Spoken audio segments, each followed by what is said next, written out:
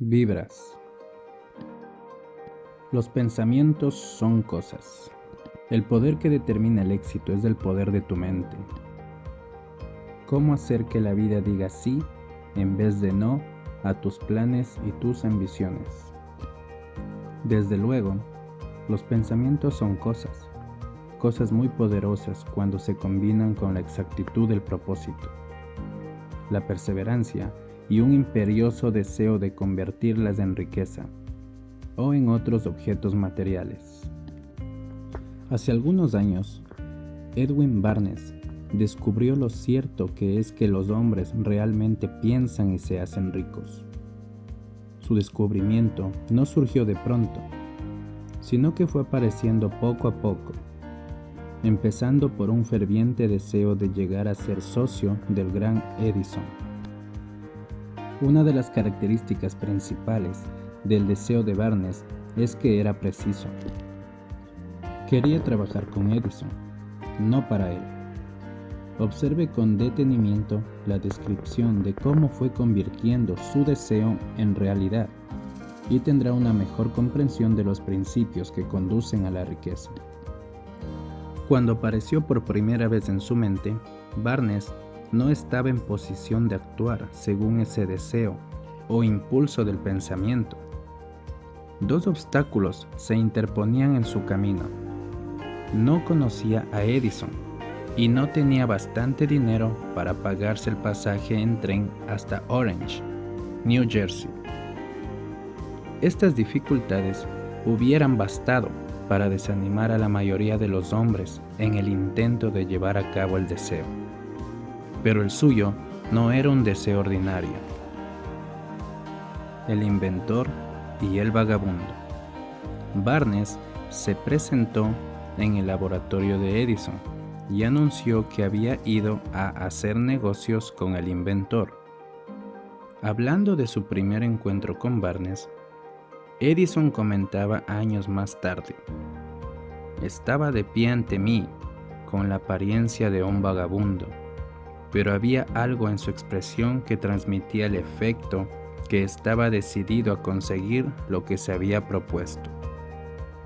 Yo había aprendido, tras años de experiencia, que cuando un hombre desea algo tan imperiosamente que está dispuesto a apostar todo su futuro a una sola carta de conseguirlo, tiene asegurado el triunfo.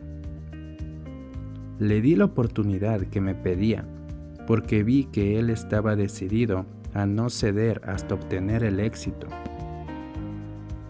Los hechos posteriores demostraron que no hubo error. No podía haber sido el aspecto del joven lo que le proporcionara su comienzo en el despacho de Edison, ya que ello estaba definitivamente en su contra. Lo importante era lo que él pensaba. Barnes no consiguió su asociación con Edison en su primera entrevista. Obtuvo la oportunidad de trabajar en el despacho de Edison por un salario insignificante. Transcurrieron los meses. En apariencia, nada había sucedido que se aproximase al codiciado objetivo que Barnes tenía en mente como su propósito inicial y preciso.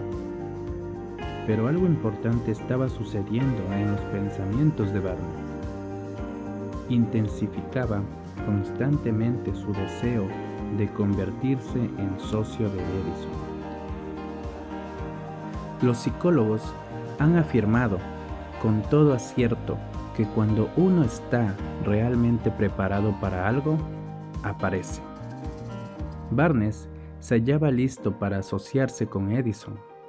Además, estaba decidido a seguir así hasta conseguir lo que buscaba. No se decía a sí mismo: vaya, no hay manera. Supongo que acabaré por cambiar de idea y probaré un trabajo de vendedor. En vez de eso se decía: he venido aquí a asociarme con Edison, y eso es lo que haré, aunque me lleve el resto de la vida. Estaba convencido de ello. ¡Qué historia tan diferente contarían los hombres si adoptaran un propósito definido y mantuvieran ese propósito hasta que el tiempo lo convirtiese en una obsesión obstinada? Quizás el joven Barnes no lo supiera en aquel entonces, pero su determinación inconmovible, su perseverancia en mantenerse firme en su único deseo, estaba destinada a acabar con todos los obstáculos y a darle la oportunidad que buscaba. Los inesperados disfraces de la oportunidad. Cuando la oportunidad surgió, apareció con una forma diferente y desde una dirección distinta de las que Barnes había esperado. Ese es uno de los caprichos de la oportunidad. Tiene el curioso hábito de aparecer por la puerta de atrás y a menudo viene disimulada con la forma del infortunio o de la frustración temporal. Tal vez por eso haya tanta gente que no consigue reconocerla. Edison acababa de perfeccionar un nuevo invento, conocido en aquella época como la máquina de dictar de Edison. Sus vendedores no mostraron entusiasmo por aquel aparato. No confiaban en que se pudiera vender sin grandes esfuerzos. Barnes supo que podría vender la máquina de dictar de Edison. Se lo sugirió a este. Y de inmediato obtuvo su oportunidad. Vendió la máquina. En realidad lo hizo. Lo hizo con tanto éxito que Edison le dio un contrato para distribuirla y venderla por toda la nación. A partir de aquella asociación, Barnes se hizo rico, pero también consiguió algo mucho más importante. Demostró que uno realmente puede pensar y hacerse rico. No tengo forma de saber cuánto dinero en efectivo reportó a Barnes su deseo. Tal vez fueran 2 o 3 millones de dólares, pero la cantidad, cualquiera que sea, se torna insignificante cuando se la compara con la que ganó en forma de conocimiento definido, de que un impulso intangible se puede transmutar en ganancias materiales mediante la aplicación de principios conocidos. Barnes literalmente se pensó en asociación con el gran Edison. Se pensó dueño de una fortuna. No tenía nada con que empezar, excepto la capacidad de saber lo que deseaba y la determinación de mantenerse fiel a ese deseo hasta haberlo realizado. A 1 metro del oro. Una de las causas más comunes del fracaso es el hábito de abandonar cuando uno se ve presa de una frustración temporal. Todos son culpables de este error en un momento u otro. Un tío de R.U. Darby fue presa de la fiebre del oro en los días en que era una fiebre endémica y se fue al oeste a cavar para hacerse rico. No sabía que se ha sacado más oro de los pensamientos de los hombres que de la tierra. Obtuvo una licencia y se fue a trabajar con el pico y la pala. Después de varios meses de trabajo, obtuvo la recompensa de descubrir una veta de mineral brillante. Necesitaba maquinaria para extraer el mineral. Con discreción, cubrió la mina, volvió sobre sus pasos a su hogar en Williamsburg, Maryland, y les habló a sus parientes y a algunos vecinos del hallazgo. Todos reunieron el dinero necesario para la maquinaria y la enviaron a la mina. Darby y su tío volvieron a trabajar en ella. Extrajeron el primer carro de mineral y lo enviaron a un fundidor. Las utilidades demostraron que poseían una de las minas más ricas de Colorado. Con unos pocos carros más de mineral, saldarían todas las deudas. Entonces empezarían a ganar dinero en grande. Hacia abajo fueron los taladros. Muy alto llegaron las esperanzas de Darby y de su tío. Entonces sucedió algo. El filón de mineral brillante desapareció. Había llegado al final del arco iris, y la olla de oro no estaba allí. Perforaron en un desesperado intento para volver a encontrar la veta, pero fue en vano. Finalmente, decidieron abandonar. Vendieron la maquinaria a un chatarrero por unos pocos centenares de dólares y tomaron el tren de vuelta a casa. El chatarrero llamó a un ingeniero de minas para que mirara la mina e hiciera una prospección. El ingeniero le informó de que el proyecto había fracasado porque los dueños no estaban familiarizados con las vetas falsas. Sus cálculos indicaban que la veta reapareciera a 1 metro de donde los Darby habían dejado de perforar. Allí fue, precisamente, donde fue encontrada. El chatarrero extrajo millones de dólares en mineral de aquella mina porque supo buscar el asesoramiento de un experto antes de darse por vencido. Nunca me detendré porque me digan no. Mucho tiempo después, Darby se resarció sobradamente de su pérdida cuando descubrió que el deseo se puede transmutar en oro. Eso le ocurrió después de que ingresara en el negocio de la venta de seguros de vida. Recordando que había perdido una inmensa fortuna por haber dejado de perforar a 1 metro del oro, Darby aprovechó esa experiencia en el trabajo que había elegido.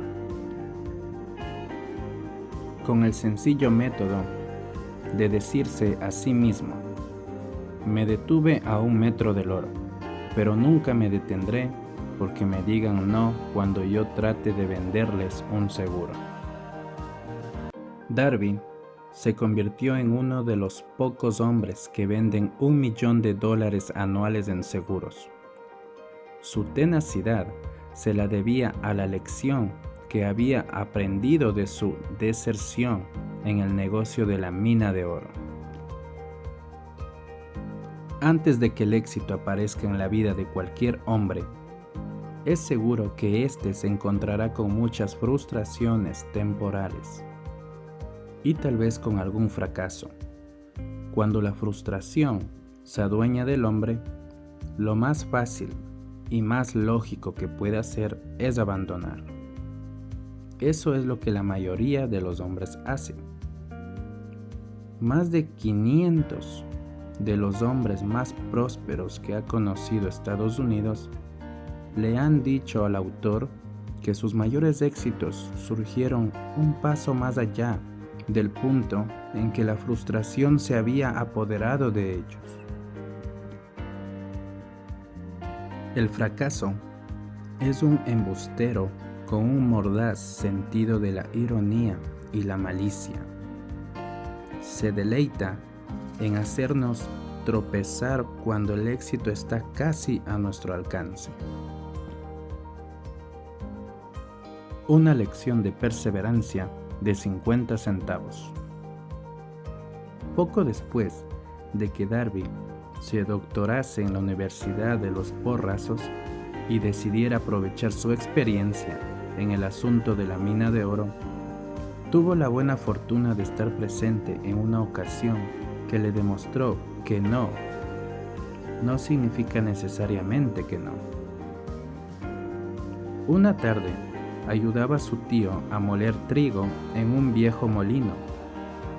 Su tío dirigía una granja grande, donde vivían cierto número de granjeros arrendatarios de color.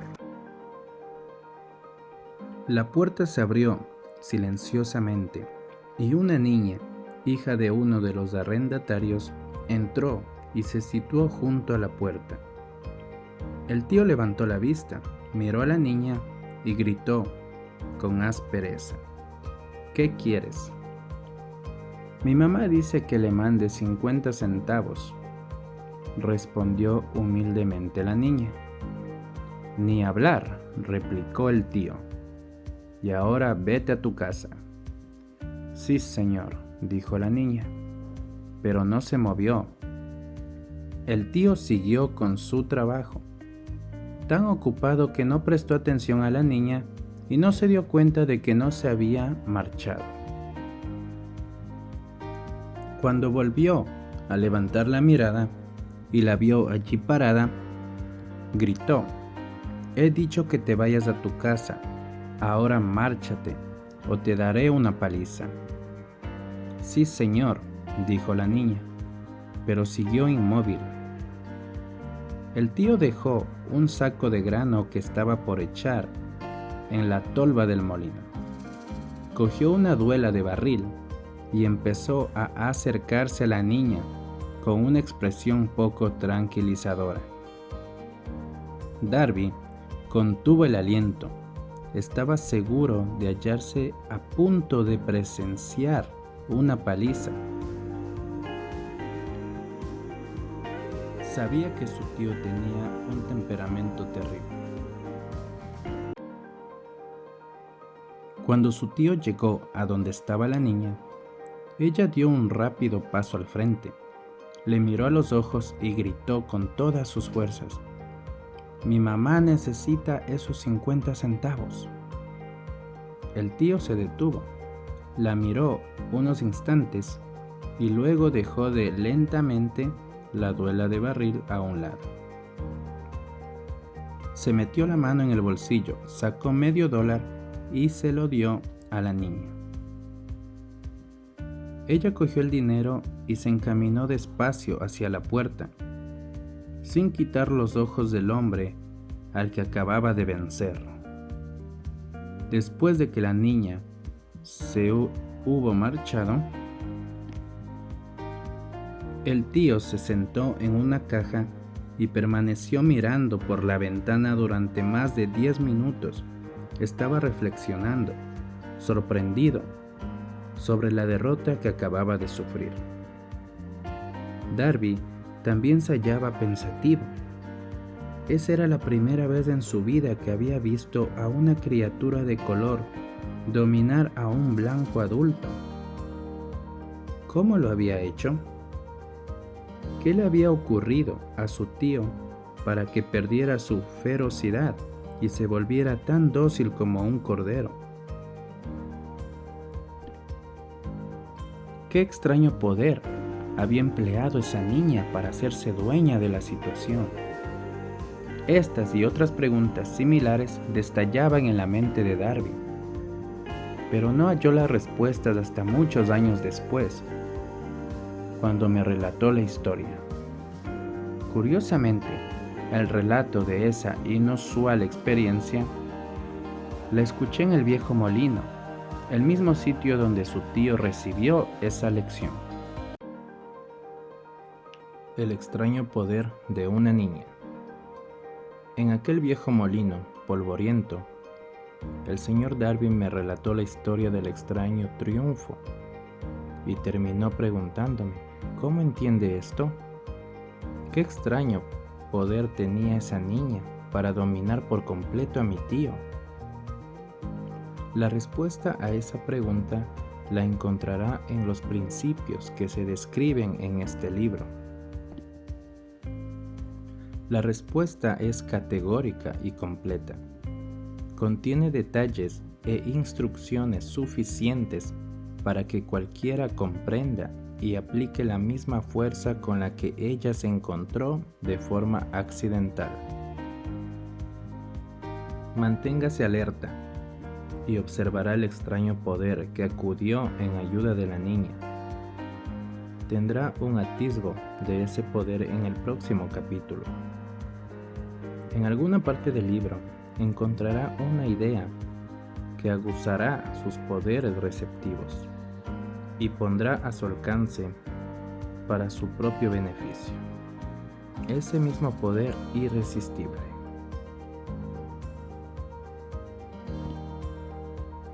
La comprensión de este puede aparecer ante usted en el primer capítulo, o tal vez surja en su conciencia más adelante. Puede presentarse en forma de una sola idea, o quizá la encuentre en la naturaleza de un plan o en un propósito. Una vez más, puede hacerle volver sobre sus pasadas experiencias de frustración o de fracaso para aportar alguna lección mediante la cual usted recupere todo lo que había perdido en su fracaso. Después de haberle explicado al señor Darby el poder que la niña de color había empleado, quizás sin saberlo, él repasó sus 30 años de experiencia en la venta de seguros de vida y estuvo francamente de acuerdo en que su éxito en ese campo se debía en gran parte a la lección que había aprendido de la pequeña. El señor Darby señaló: cada vez que un posible comprador trataba de deshacerse de mí, sin hacerse el seguro, yo visualizaba a la niña parada en el viejo molino, con sus ojazos desafiantes, y me decía a mí mismo: tengo que conseguir esta venta. La mejor parte de las ventas que he hecho han sido a gente que me había dicho no. El señor Darby también recordó su error al haberse detenido a 1 metro escaso del oro. Pero esa experiencia fue una bendición encubierta. Me enseñó a seguir insistiendo sin que importasen las dificultades, y fue una lección que necesité aprender antes de poder tener éxito en cualquier campo. Las experiencias del señor Darby fueron bastante comunes y triviales, y sin embargo, contienen la respuesta de su destino en la vida. Por lo tanto, fueron tan importantes para él como su propia vida.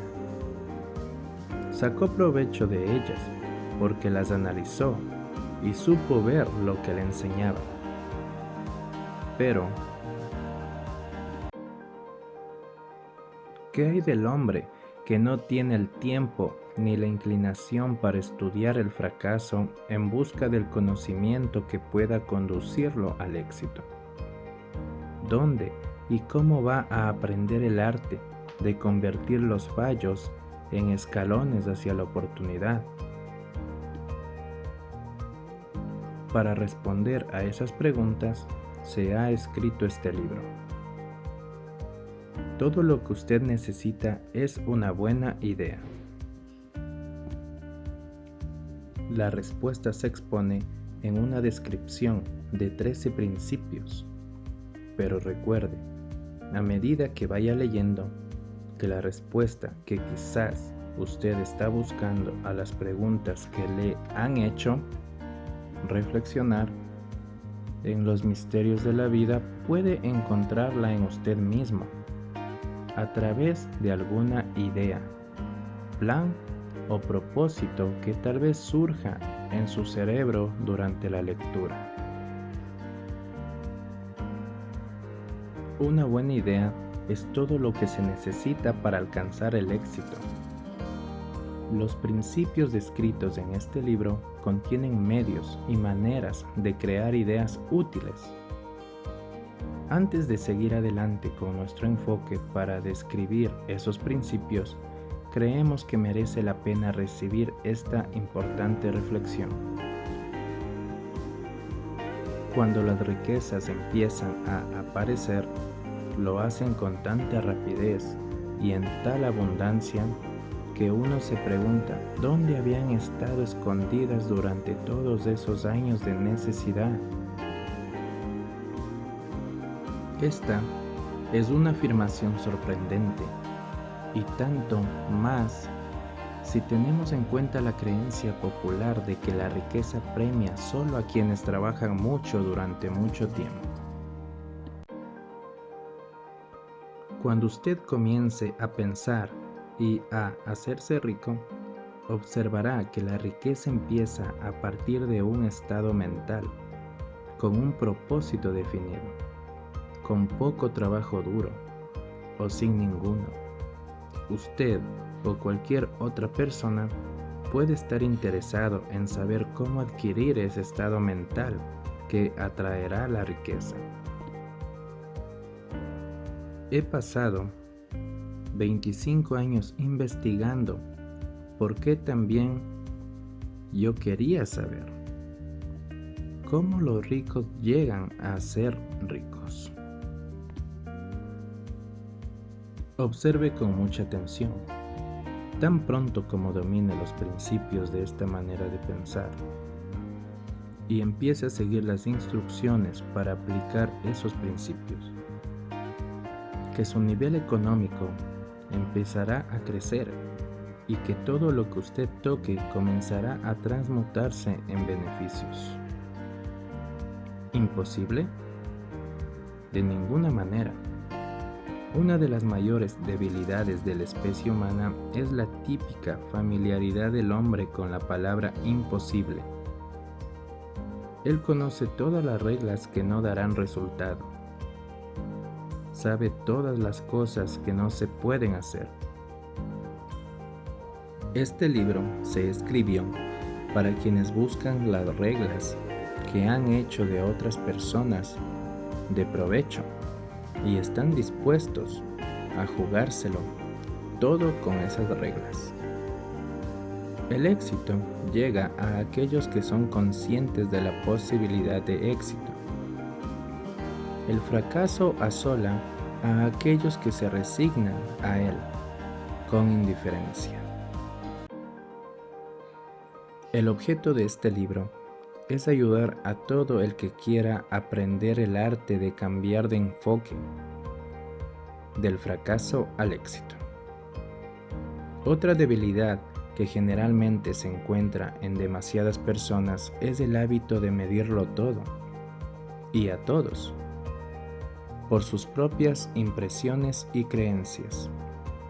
Quienes lean esto creerán que jamás podrán pensar y hacerse ricos, porque sus hábitos de pensamiento se han empantanado en la pobreza, el deseo, la miseria, los errores y el fracaso. Estas personas desafortunadas me recuerdan a un chino distinguido que fue a Estados Unidos a recibir una educación americana. Acudía a la Universidad de Chicago. Un día, el presidente Harper se encontró con ese joven oriental en el campus. Se detuvo a charlar con él unos minutos y le preguntó qué le había impresionado como la característica más notable del pueblo estadounidense. Bueno, replicó el estudiante, la extraña forma de sus ojos. Tienen unos ojos rarísimos. ¿Qué decimos nosotros de los chinos? Nos negamos a creer lo que no entendemos. Pensamos tontamente que nuestras propias limitaciones son el patrón adecuado de las limitaciones. Por supuesto, los ojos de los demás son rarísimos, porque no son iguales a los nuestros. El imposible motor V8 de Ford. Cuando Henry Ford decidió fabricar su famoso motor V8, quiso construir un motor con los 8 cilindros alojados en un solo bloque y dio instrucciones a sus ingenieros para que produjeran un prototipo del motor. El proyecto estaba ya realizado sobre el papel, pero los ingenieros acordaron que era de todo punto imposible embutir 8 cilindros en un motor de un solo bloque. Produzcanlo de todas maneras, dijo Ford. Pero es imposible, replicaron ellos. Adelante, ordenó Ford, y no dejen de trabajar hasta verlo conseguido, no importa cuánto tiempo haga falta. Los ingenieros pusieron manos a la obra. No tenían otra opción si querían seguir formando parte del equipo de Ford.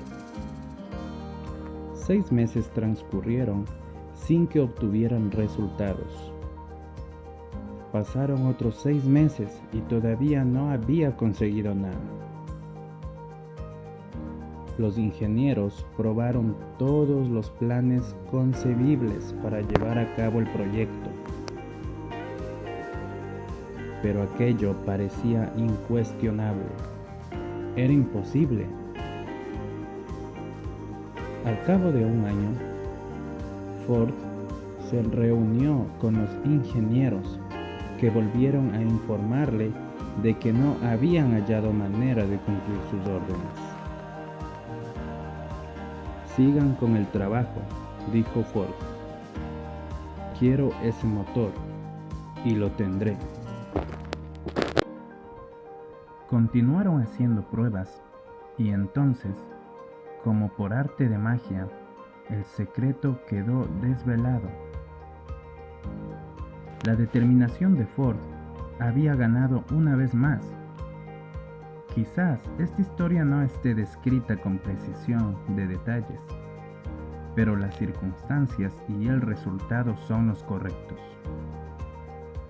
Deduzca de ella, usted que desea pensar y hacerse rico, el secreto de los millones de Ford. Sí puede. No tendrá que buscar muy lejos. Henry Ford tuvo éxito porque comprendió y aplicó los principios del éxito. Uno de ellos es el deseo, saber lo que uno quiere. Recuerde esta historia de Ford mientras lee y señale las líneas en que se describe el secreto de su extraordinaria proeza. Si puede hacer esto, si usted es capaz de poner el dedo en el particular grupo de principios que hicieron rico a Henry Ford, usted puede igualar sus logros en casi cualquier oficio para el que esté preparado. ¿Por qué es usted el dueño de su destino? Cuando Henley escribió sus proféticas palabras, soy el dueño de mi destino, soy el capitán de mi alma, debería habernos informado de que nosotros somos los dueños de nuestro destino, los capitanes de nuestra alma, porque tenemos el poder de controlar nuestros pensamientos. Debería habernos dicho que nuestro cerebro se magnetiza con los pensamientos dominantes que llevamos en la mente y que, por mecanismos que nadie conoce bien, estos imanes atraen hacia nosotros las fuerzas, las personas, las circunstancias de la vida que armonizan con la naturaleza de nuestros pensamientos dominantes. debería habernos dicho que, antes de poder acumular riquezas en abundancia, tenemos que magnetizar nuestra mente con un intenso deseo de riqueza, que hemos de tomar conciencia de la riqueza hasta que el deseo por el dinero nos conduzca a hacer planes definidos para adquirirlo. Pero al ser un poeta y no un filósofo, Henley se contentó con afirmar una gran verdad de manera poética, dejando que sus lectores interpretaran el significado filósofo de sus versos.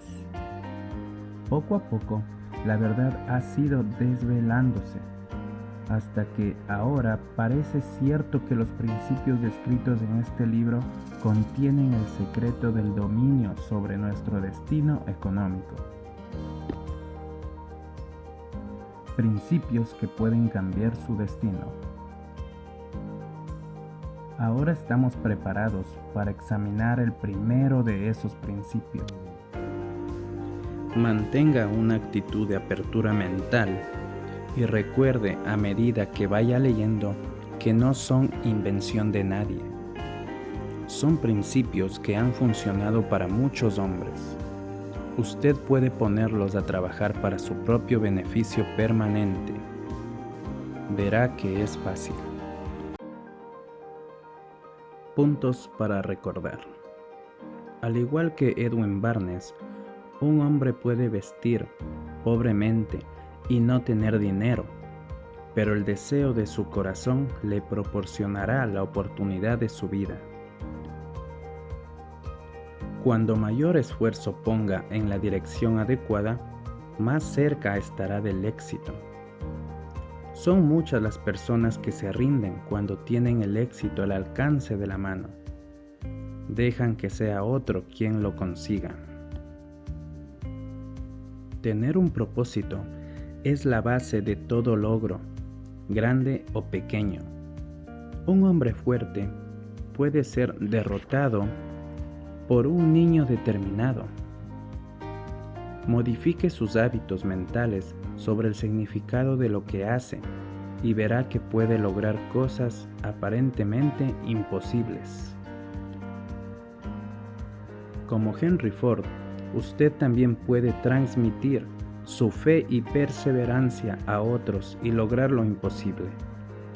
Cualquier cosa que pueda concebir y creer la mente de un hombre, la puede lograr. Por Napoleón Hill.